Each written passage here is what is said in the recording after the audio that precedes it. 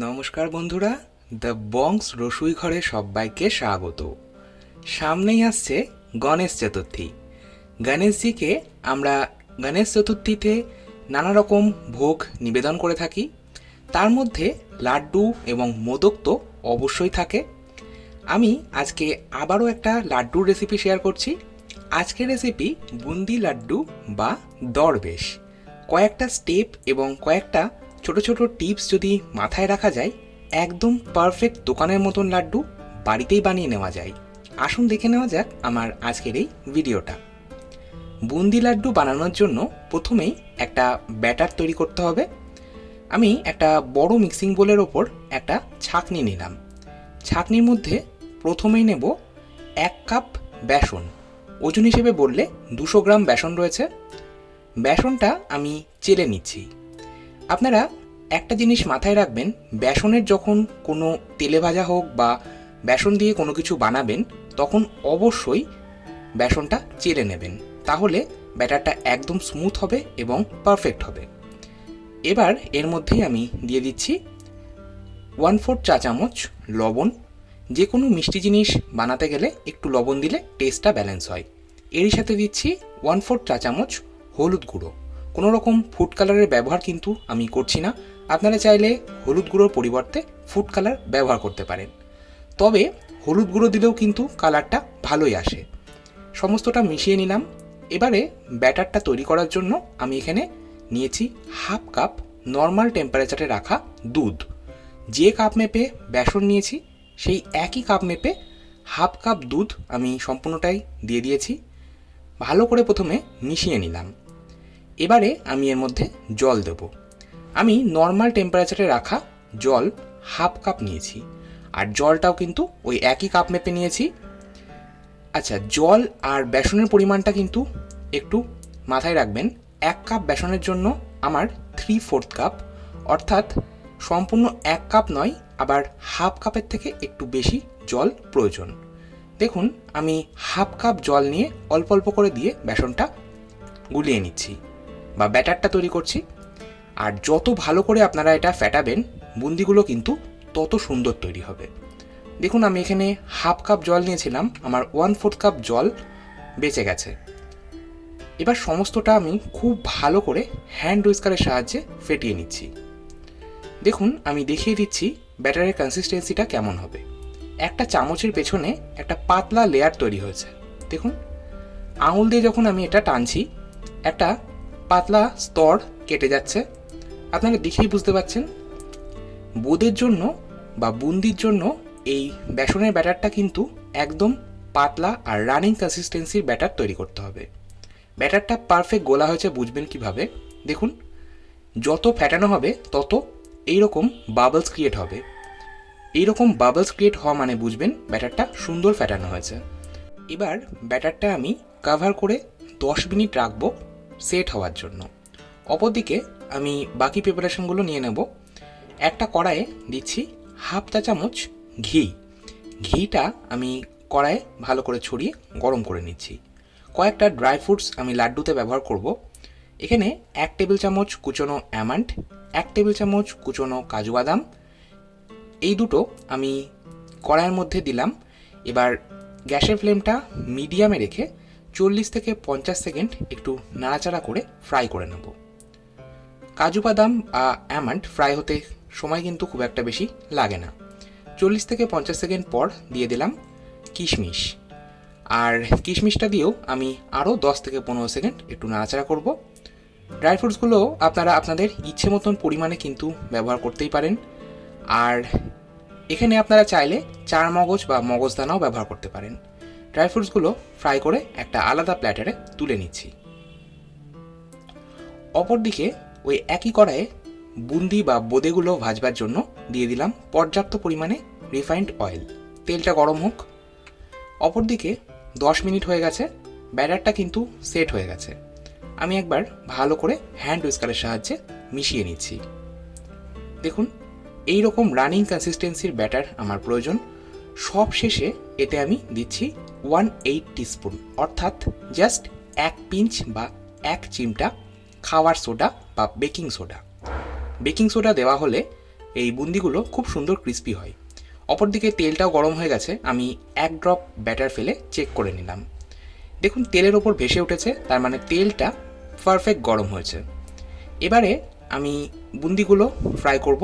তার জন্য এইরকম একটা ঝাঁঝরি হাতা নিয়েছি বা ছান্তা হাতা নিয়েছি। এইরকম ছান্তা হাতা বা ফুটো হাতা সকলের বাড়িতেই থাকে। এই হাতা দিয়েই আজকে আমি বুন্দিটা ভেজে দেখাবো। এই হাতা দিয়ে কিন্তু খুব সুন্দর বুন্দি ভেজে নেওয়া যায়। আমি হাতার ওপর 1 হাতা ব্যাটার এইভাবে দিয়ে একটু উঁচু করে ধরলাম। দেখুন বুন্দিগুলো খুব সুন্দরভাবে তেলের মধ্যে ভেসে উঠল। আচ্ছা, আর একটা কথা আমি আপনাদের সাথে শেয়ার করছি। গ্যাসের ফ্লেমটা কিন্তু হাই ফ্লেমে আমি তেলটা গরম করে নিয়েছি, তারপরে মিডিয়াম ফ্লেমে বুন্দিগুলো ভেজে নিচ্ছি। বুন্দি ফ্রাই হতে সময় একেবারেই লাগে না, ম্যাক্সিমাম 40 থেকে 50 সেকেন্ড। আর একটা টিপস আপনাদের সাথে শেয়ার করছি। দেখুন যতবারই আপনারা বুন্দিটা ফ্রাই করবেন ততবারই কিন্তু এইভাবে হাতাটা ভালো করে পরিষ্কার করে নেবেন। হাতা যদি বারেবার পরিষ্কার করে না নেওয়া হয় বুন্দিগুলো লম্বা লম্বা হয়ে যাবে, গোল গোল শেপের বুন্দি তৈরি হবে না। দেখুন আমার এইভাবে প্রায় সমস্ত বুন্দি ভেজে নেওয়া হয়ে গেছে। এবার যে আর কিছুটা ব্যাটার রয়ে গেছে, এই ব্যাটারটুকুনির মধ্যে আমি দিচ্ছি রেড ফুড কালার। এটা কিন্তু অপশনাল, তবে একদম দোকানের মতন পারফেক্ট বুন্দি যদি তৈরি করতে হয় বা দোকানের মতনই যদি লুকটা আনতে হয় তাহলে একটু ফুড কালার ব্যবহার করতেই হবে। আমি হাতাটা কিন্তু আবারও পরিষ্কার করে নিলাম। এইভাবে প্রত্যেকবার হাতাটা পরিষ্কার করে নিতে হবে, না হলে কিন্তু বুন্দি পারফেক্ট হবে না। এবার রেড ফুড কালার দেওয়া ব্যাটারটাও আমি একইভাবে ভেজে নিচ্ছি, গ্যাসের ফ্লেমটা মিডিয়ামে রেখেই। আর একটা ছোট্ট টিপস আপনাদের সাথে শেয়ার করব। বুন্দি কিন্তু কখনোই বা বোঁদে কিন্তু কখনোই অল্প তেলে ভাজা যাবে না, তেলটা একটু বেশি রাখতে হবে। দেখুন আমার লাল বুন্দিগুলো ভেজে নেওয়া হয়ে গেল। অপরদিকে আমি এবার চিনির শিরা তৈরি করব। কড়াইয়ে দিচ্ছি 1 কাপ পরিমাণে চিনি। যে কাপ মেপে বেসন নিয়েছি সেই কাপ মেপেই 1 কাপ চিনি, আর একই কাপ মেপে 1 কাপ জল দিলাম। চিনি আর জলের রেশিওটা সমান রাখবেন। এবারে দিচ্ছি ফ্লেভারের জন্য ছোটো এলাচের গুঁড়ো। তবে এই ছোটো এলাচের গুঁড়োটা কিন্তু আমি সম্পূর্ণ মিহি গুঁড়ো করিনি, একটু আধ ভাঙা রেখেছি। আপনারা একটু যদি লক্ষ্য করেন দেখবেন দোকানে যে দরবেশ বা বুন্দি লাড্ডুগুলো পাওয়া যায় তাতে কিন্তু মাঝে মধ্যে ছোটো এলাচের দানা মুখের মধ্যে পড়ে। এর কারণ হলো ছোটো এলাচটা একদম মিহি গুঁড়ো করে দেওয়া থাকে না। আমিও তাই এটাকে আধ ভাঙা করে নিয়ে তারপরেই ব্যবহার করছি। চিনিটা ভালো মতন মেল্ট হয়ে যাওয়ার পর গ্যাসের ফ্লেমটা একদম হাইতে রেখেই আমি এটা মিনিট 2 একটু জাল দিয়ে নিচ্ছি। চিনি শিরা তৈরি হতে সময় লাগে না, আর বুন্দি বা বোঁদের জন্য চিনি শিরাটা কিন্তু একটু চটচটে শিরা তৈরি করতে হবে। দেখুন কোনো একতার বা দুতারের শিরা একদমই তৈরি হবে না, হাতের আঙুলের মাঝখানে নিলে একটু চটচটে ভাব থাকবে। চিনি শিরা তো তৈরি হয়ে গেল। গ্যাসের ফ্লেমটা আমি এইবারে লোতে করে দিলাম। অপরদিকে দেখুন বুন্দিগুলো খুব সুন্দর ভাজা হয়েছে। প্রায় সব বুন্দিগুলোই কিন্তু গোল গোল রয়েছে, তবে কয়েকটা লম্বা। এইগুলো অসুবিধা নেই, আপনারা দোকানেও দেখবেন এরকম 2-4টে হয়ে থাকে, অসুবিধা নেই। এই বুন্দিগুলো আপনারা কোনো এয়ারটাইট কন্টেনারে রেখে দিতে পারেন, তারপর যখন ইচ্ছে রসে ফেললেই বুন্দি বা বোঁদে তৈরি হয়ে যাবে। আমি এবার এই ভেজে রাখা বুন্দিগুলো দিয়ে দিলাম চিনি শিরার মধ্যে। বোঁদেগুলো আমি রসের মধ্যে ভালো করে একটু মিশিয়ে নিচ্ছি। এবারে গ্যাসের ফ্লেমটা আমি মিডিয়ামে করে নেব।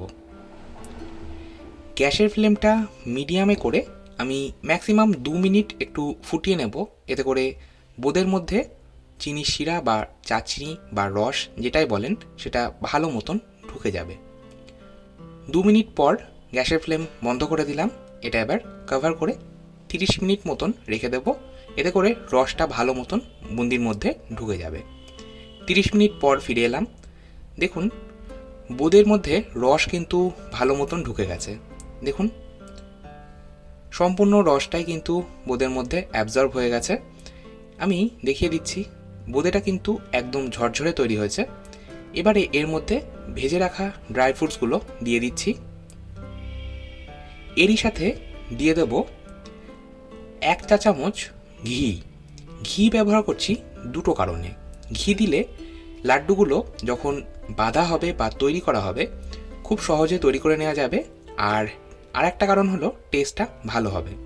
এরই সাথে দিচ্ছি হাফ কাপ পরিমাণে অর্থাৎ 100 গ্রাম মিল্ক পাউডার বা গুঁড়ো দুধ। তবে গুঁড়ো দুধ কিন্তু সম্পূর্ণটা একবারে মেশাচ্ছি না, অল্প অল্প করে মেশাবো আর বুন্দির মধ্যে মিশিয়ে নেব। আরেকটা কথা এখানে আমি শেয়ার করব, আপনারা গুঁড়ো দুধের পরিবর্তে কিন্তু মাওয়া বা খোয়া ক্ষীর গ্রেট করে ব্যবহার করতে পারেন। আর মাওয়া বা খোয়া ক্ষীর কিংবা গুঁড়ো দুধ ব্যবহার করার দুটো কারণ রয়েছে। এক, টেস্টটা তো অবশ্যই ভালো হবে। দুই, এখানে যদি মাওয়া বা খোয়া ক্ষীর ব্যবহার করা হয় কিংবা গুঁড়ো দুধ ব্যবহার করা হয়, একটা বাইন্ডিং আসবে, লাড্ডুগুলো খুব সুন্দরভাবে গড়ে নেওয়া যাবে। তাই অবশ্যই এই দুটোর মধ্যে একটা কিছু ব্যবহার করতেই হবে। আর যেহেতু সবসময় সবার কাছে মাওয়া বা ক্ষীর অ্যাভেলেবেল থাকে না কিংবা বানানোরও কিন্তু সময় সবসময় থাকে না হাতে, তো সেক্ষেত্রে এইভাবে ঘরে থাকা গুঁড়ো দুধ দিয়ে আপনারা কাজটা চালিয়ে নিতে পারেন। এবারে আমি সমস্তটা মিশিয়ে নেওয়ার পর লাড্ডুগুলো গড়ে নেব। দেখুন, খুব সহজে অনায়াসে লাড্ডুগুলো গড়ে নেওয়া যাবে। আপনারাও বাড়িতে এইভাবে বুন্দি লাড্ডু বা দরবেশ এইভাবে খুব সহজে বানিয়ে নিতে পারেন আর ঠাকুরকে অবশ্যই ভোগ হিসেবে নিবেদন করতে পারেন। আর শুধু কয়েকটা ছোট্ট টিপস আপনারা যদি মাথায় রাখেন তাহলেই এইভাবে বুন্দি লাড্ডু বানিয়ে নিতে পারবেন। আজকের মতো এই পর্যন্তই, আবার চলে আসবো নতুন কোনো ভিডিও নিয়ে। আর আমাকে অবশ্যই আপনারা কমেন্ট বক্সে জানাতে পারেন কেমন হচ্ছে আপনাদের বুন্দি লাড্ডু। ভালো থাকুন, সুস্থ থাকুন, ধন্যবাদ।